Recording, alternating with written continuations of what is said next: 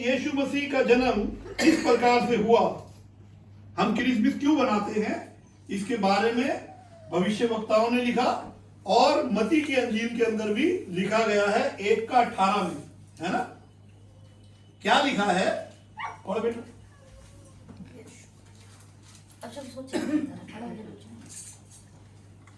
यीशु मसीह का जन्म इस प्रकार से हुआ कि जब उसकी माता मरियम की मंगनी यूसुफ के साथ हो गई तो उनके इकट्ठे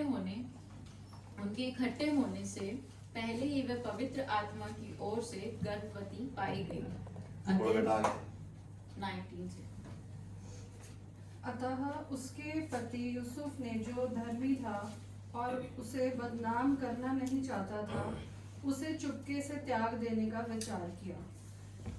जब वह इन बातों के सोच ही में था तो प्रभु का स्वर्गदूत उसे स्वप्न में दिखाई देकर कहने लगा, हे यूसुफ, दाऊद की संतान, तू अपनी पत्नी मरियम को अपने यहाँ ले आने से मत डर, क्योंकि जो उसके गर्भ में है वह पवित्र आत्मा की ओर से है।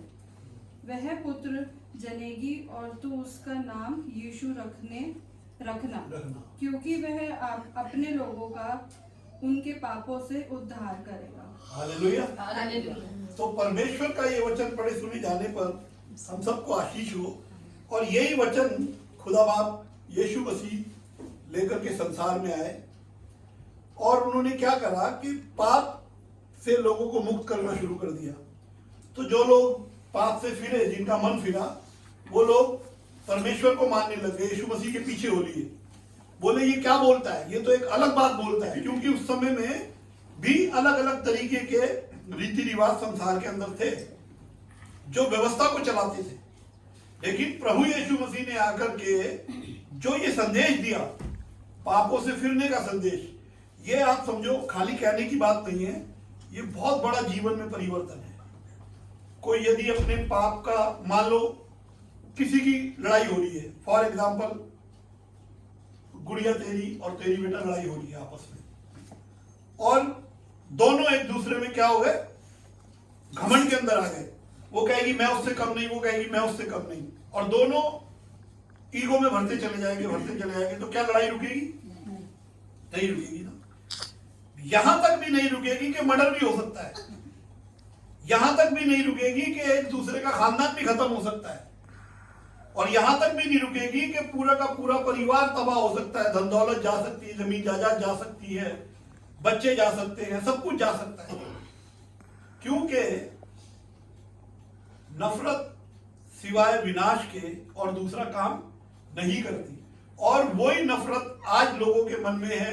लोगों के मन में इतनी ईगो है, अकड़ है, घमंड है, एक दूसरे से बात नहीं करते, अकड़े रहते हैं, उसने मुझे ऐसे कैसे कह दिया, उसने मुझे ऐसे कैसे कह दिया। लेकिन ऐसी व्यवस्था उस टाइम में थी, आज भी है।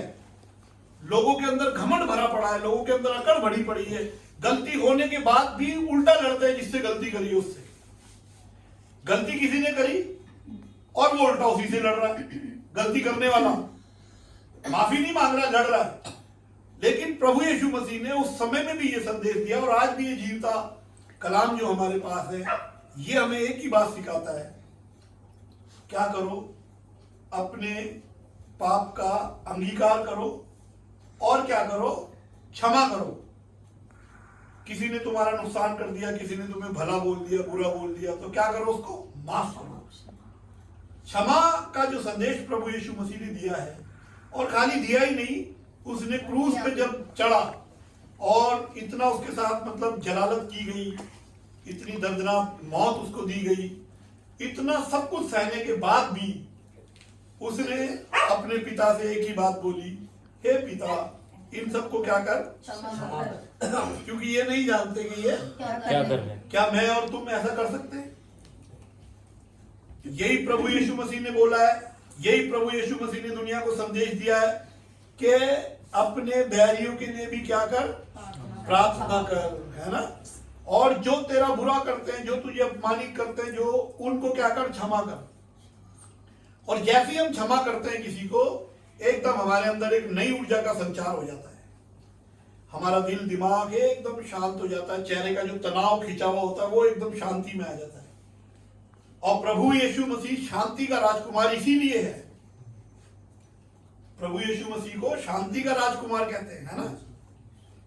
इसीलिए कहते हैं कि प्रभु यीशु मसीह के वचन को जैसे हम धारण करके अपना जीवन जीते हैं, हमारा मन, हमारी आत्मा, हमारा शरीर, हमारे आस पड़ोस का माहौल, हमारे परिवार का माहौल क्या हो जाता है? क्षमा करने वाला। और जैसे हम क्षमा करते हैं, हमारा सब कुछ एकदम नई सृष्टि की तरह होने लग जाता है, क्योंकि मन में कुछ नहीं होता, तो हम बिल्कुल निर्भय घूमते हैं, है ना। और बाइबल में लिखा है कि सच्चे प्रेम में भय नहीं होता। हालेलुया। सच्चे प्रेम में भय नहीं होता। अब ये मेरी बेटी मुझे कहीं मिल जाती है, मैं इसको गले लगाता हूँ, बहन जी मिल जाती है, मैं इसको गले लगाता हूँ, क्योंकि हमारा ये प्रेम सच्चा है, हमें कोई भय नहीं है ना। यदि हमारे मन में कोई काला हो, फर्क हो, तो हमें भय हो जाएगा। इसलिए बाइबल में लिखा कि सच्चे प्रेम में भय नहीं है, और जहां पर भय है वहां पर सच्चा प्रेम नहीं है। और प्रभु यीशु मसीह का यही शुभ संदेश पूरी दुनिया के अंदर आज मौजूद है, और परमेश्वर को मानने वाले लोग आनंद और शांति के साथ अपना जीवन गुजारते हैं। हालात तो जैसे मर्जी होते रहते हैं, जीवन में उतार चढ़ाव आता है, लेकिन प्रभु के वचन को मानने वाले लोग एक अद्भुत शांति के अंदर रहते हैं। वो कलेशों में भी क्या रहते हैं? स्थिर तो रहते हैं, है ना, क्योंकि जीवन है ये। और जीवन में बहुत सी घटनाएं ऐसी होती है, कोई मनचाही हो जाती है तो हम खुश हो जाते हैं, मनचाही नहीं होती तो हम दुखी हो जाते हैं, है ना। इन सब परिस्थितियों को पार करने के लिए हमारे पास सबसे बड़ी ताकत क्या है? प्रभु यीशु मसीह का शुभ समाचार। हालेलुया। क्या है? प्रभु यीशु मसीह का शुभ समाचार। और वो हमें क्या देता है? हमें वो ताकत देता है। कैसी ताकत देता है? कि हम उन सब चीजों पर विजय पा सकते हैं जो हमें तंग करती हैं या जो हमें परेशान करती हैं। क्योंकि यीशु मसीह पे ईमान रखने वाले लोग कैसे होते हैं? एक सूबेदार का विश्वास।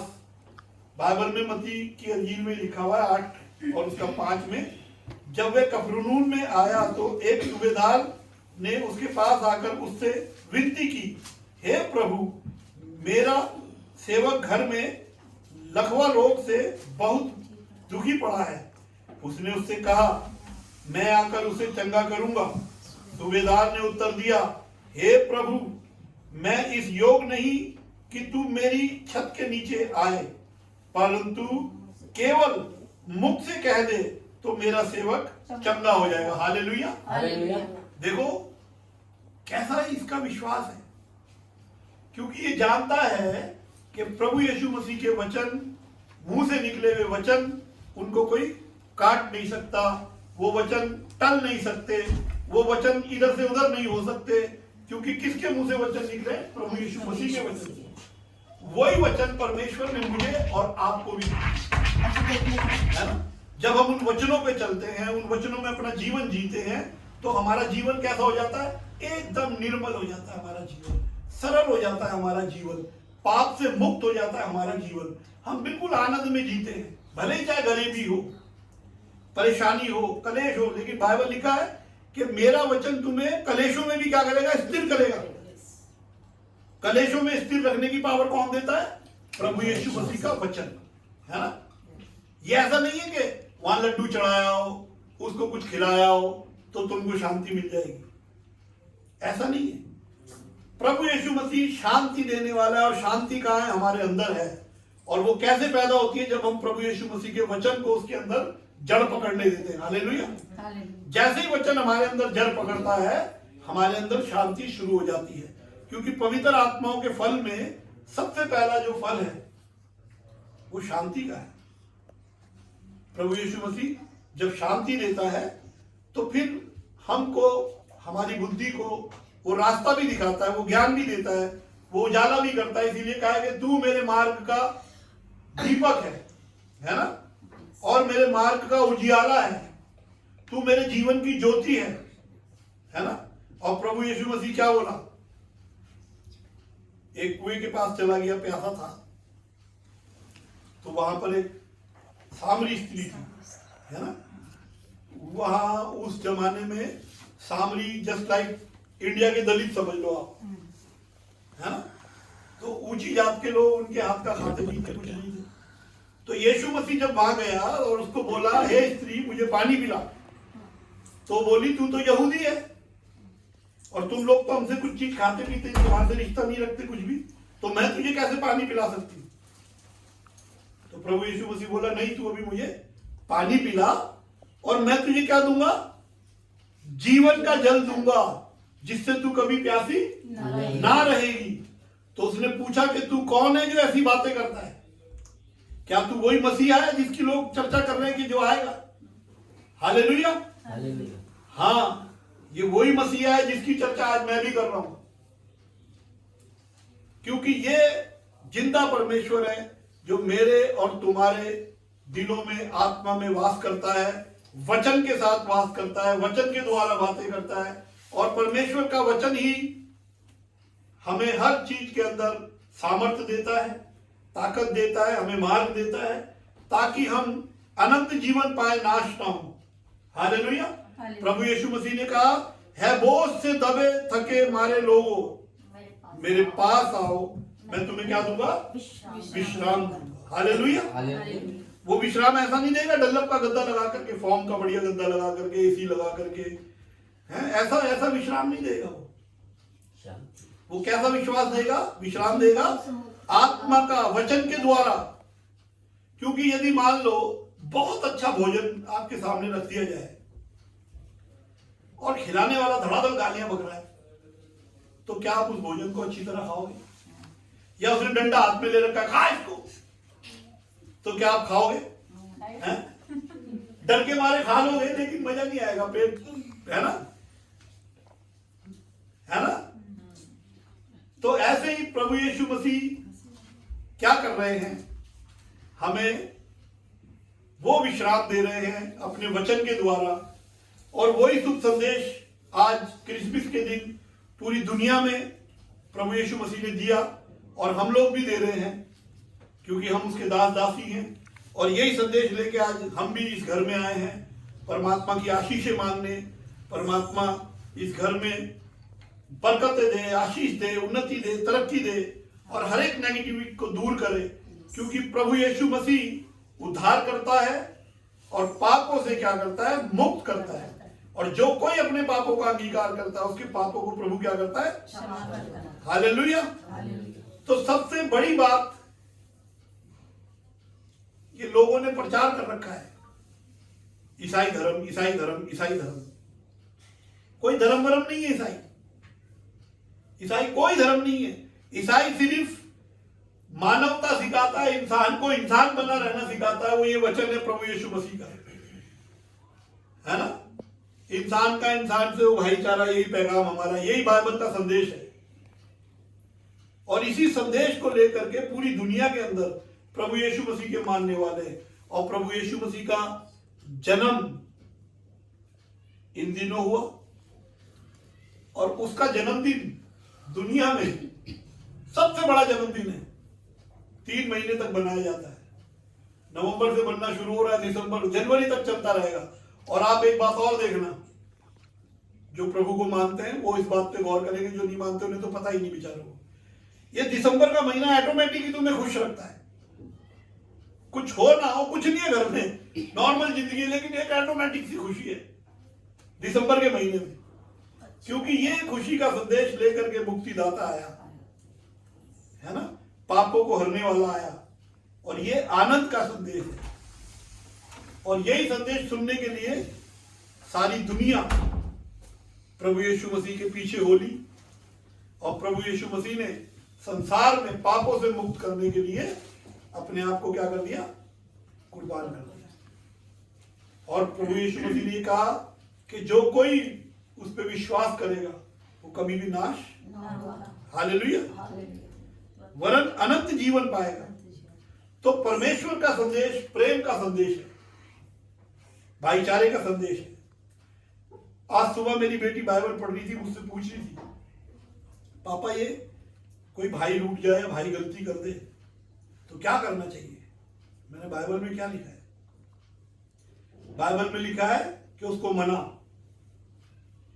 और वो नहीं मानता तो कलीसिया के लोगों को लेके जा, फिर भी नहीं मानता तो परिवार रिश्तेदारों को लेकर के जा, फिर भी नहीं जानता तो पुरनियों को लेके जा, पुरनिय मतलब बुजुर्गों को लेके जा, और उसको 7 बार नहीं 70 बार सब क्षमा कर, जब तक ना वो माने, जब तक ना वो माने, और फिर लास्ट में जाके क्या कर, उसको छोड़ दो। लेकिन हम क्या करते हैं? मैं चाहे तक तो कुछ ही नहीं था। पहली बार तो छोड़ देते। हैं? अच्छा बेचारा आदमी तो चुपचाप बैठा है, लेकिन घर जाते आदमी की चाबी उसकी वाइफ ने टाइट कर दी, आज के बाद मुझे वहां ना ले जाना। उसकी बहू ने तो मुंह चढ़ा लिया, उसने तो पानी तक नहीं पूछा, है ना? एक ही झटके में रिश्ते खत्म। ऐसे लोग प्रभु यीशु मसीह के वचन मानने वाले नहीं हो सकते। प्रभु यीशु मसीह क्या सिखा रहा है? प्रेम सिखा रहा है, क्षमा सिखा रहा है, दया सिखा रहा है, सेवा सिखा रहा है, और जो ऐसा जीवन जीते वो महान हो जाते हैं। आप देखो, मदर टेरेसा एक ऑर्डिनरी लेडीज थी वो, लेकिन प्रभु का वचन उसके अंदर गया और उसके अंदर सेवा का भाव आया, उसने अपने जीवन को परिवर्तन किया, और वो मरी तो उसको क्या नाम दिया गया मालूम है? संत का नाम दिया गया। और दुनिया में इतनी बड़ी मौत किसी की मैंने नहीं देखी जिसके बैरियर में तमाम वर्ल्ड के लोग आए। 64-65 कंट्रियों के तो मैंने देखे थे उसके अंदर प्रधानमंत्री और राष्ट्रपति। एक मैं वो देख रहा था क्लिप। तो क्यों हुई वो महान? एक ऑर्डिनरी लेडीज, साधारण लेडीज क्यों महान हुई? क्योंकि जिनको घर वालों ने, अरे मेरी बेटी है बड़ी अच्छी है, भाई मैं अपनी बेटी के बगैर नहीं रह सकता, मैं तो मेरी बेटी है, और बाप को हो गया कोड़, बेटी ने कहा निकाल इसको घर से बाहर, नहीं तो सबको हो जाएगा, है ना? उन लोगों को उसने क्या करा? अपने गले से लगाया। जिन लोगों को दुनिया ने निकाल दिया बाहर, उन लोगों को उसने गले से लगाया और उनकी सेवा करी। और सेवा करी तो देखो उसको इतना बड़ा तमगा मिला, क्योंकि उसके जीवन में ये वचन काम कर रहा था। यही वचन मेरे और तुम्हारे जीवन में भी परिवर्तन ला सकता है ना? हालेलुया। लेकिन खाली वचन सुनना नहीं है, इस वचन में जीना है। हाँ, उस पर जीना है, उस पर चलना है ना? कुछ गलती, हमारा स्वभाव है, गलती हो सकती है, मान लो गलती, अरे बेटी मुझसे गलती हो गई, मुझे माफ कर दे, खत्म काम। सिर्फ इतना कहने में। लेकिन लोग इतना नहीं कहते, इतना कहते, भड़बड़ भड़बड़ भड़बड़ भड़बड़, पता नहीं क्या क्या बोलते रहेंगे। इतनी सी बात नहीं कहेंगे और 1000 बातें कह देंगे जिसमें सर फुटाई हो जाए। इतनी सी नहीं कहेंगे यार गलती हो गई, माफ कर दे भाई। मैंने जब से गाड़ी ली है 20 बार मेरी लड़ाई हो जाती, क्योंकि कई बार तो मेरी गाड़ी में कोई मार देता है, मैं हाथ जोड़ लेता हूँ, चला जा भाई, तेरा भी प्रभु भला करे, है ना? तो हमारे जीवन से प्रभु यीशु मसीह दिखना चाहिए। और वो कब दिखता है? जब हम उसके वचन में जीते, है ना? और तब प्रभु यीशु मसीह ने क्या कहा है कि तुम्हारा स्वभाव, तुम्हारा चाल चलन मेरे जैसा हो जाए और मेरे मुख का प्रकाश तुम्हारे मुख पे चमके, ऐसा यीशु मसीह ने बोला है। और क्या बोला कि मुझसे भी बड़े बड़े काम करो, तुम जगत में जाओ, संसार को क्या बनाओ? चेला बनाओ। तो ऐसा महान परमेश्वर है हमारा, और उसी के जन्म के उत्सव के लिए हम सब लोग मिलकर के क्या कर रहे हैं? आनंद मना रहे हैं, भजन गा रहे हैं, नाच रहे हैं, खुशियां मना रहे हैं, है ना? और क्रिसमस सिर्फ प्रेम को दर्शाता है, किसी रिलीजियस को नहीं दर्शाता। आप देखो इन दिनों में कितनी दुकानें सजने लग जाती हैं। सेंट्रा, वो हिंदू की दुकान में भी लग रहा है, मुसलमान के में भी लग रहा है, सरदार के में भी लग रहा है ना? बड़े बड़े ट्री सब लग रहे हैं दुकानों में, सज रही है दुकानें। ये प्रेम का संदेश है, खुशी का संदेश है। ये कोई धर्म का प्रचार नहीं है, ये प्रेम का संदेश है। और वही संदेश प्रभु यीशु मसीह संसार को देने में आए हैं। और यदि उस संदेश को सुन के मैं और आप भी अपना जीवन परिवर्तन करते हैं तो हमारे जीवन में भी आनंद और शांति आती है। हालेलुया। बोलो प्रभु यीशु मसीह की जय। हम सब खड़े हो जाएंगे।